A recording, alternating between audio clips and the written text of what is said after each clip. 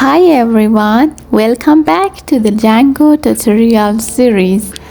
In the previous video, we installed Django and successfully ran our first project. Today, we're going to take the next step and talk about templates, how Django displays HTML pages. To make it practical, we'll also build a simple contact form page together. Before we start writing any code, let's quickly talk about where templates are stored in Django, because there are actually two main ways to organize them. The first way is to keep your templates inside each app. For example, if you have an app called Contact, your template could be here. contact/templates/contact/contact.html. This method is great if your app is self-contained, like if you want to reuse it in another project later. The advantage is that everything related to that app stays together in one place: its views, templates, and static files. It's clean and modular. However, the downside is that if you have multiple apps sharing common layouts, like a main base.html or a navbar, you'll end up repeating those files in each app, which isn't ideal. The second way is to create a global templates folder in the root of your project, right next to your manage.py file.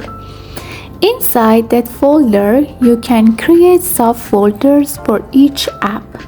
For example, templates/contact/contact.html. This keeps all your HTML files in one place and makes it much easier to manage shared layouts. The only small downside here is that you need to stay organized. Since all templates live in the same directory, it's a good idea to create a subfolder for each app. For this project, I'll go with the global templates folder method. It's simple, scalable, and perfect for beginners. Okay. Alright, let's create our templates folder now. Inside the main project directory, the one that has manage.py, I'll make a new folder called templates. Then inside it, I'll make another folder called contact, since that's our app. Now let's create our first HTML file inside this folder and name it contact.html. Okay, inside contact.html, let's create a simple HTML contact form. It won't be connected to Django yet. We'll just build the front end part.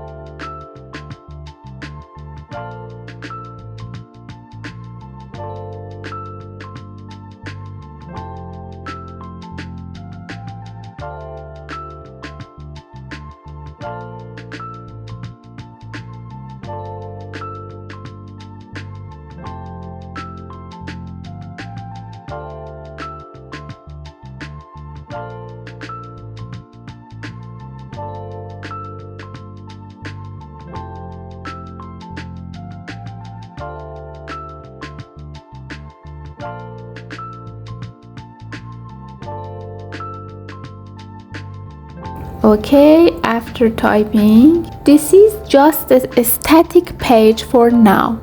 We'll later connect it with Django's form system. Now, Django needs to know where to look for our templates.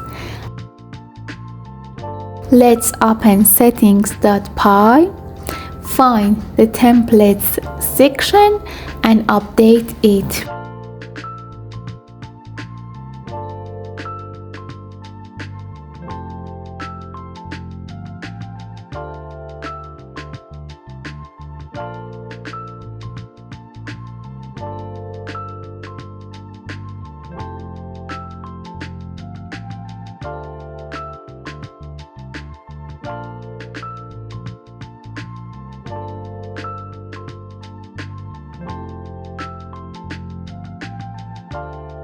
This tells Django to look for HTML files inside our global templates folder. Now, let's open views.py inside the contact app and render our template.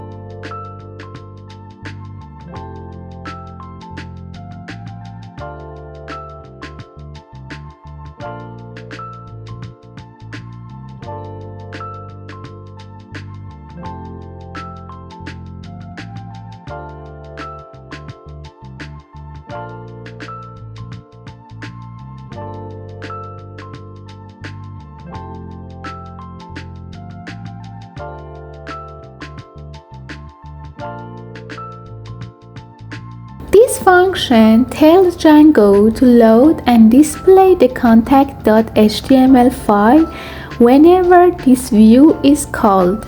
Next, we need to connect this view to a URL inside contact/urls.py. Let's create our URL pattern. And don't forget to include this contact app's URL inside your main project's urls.py.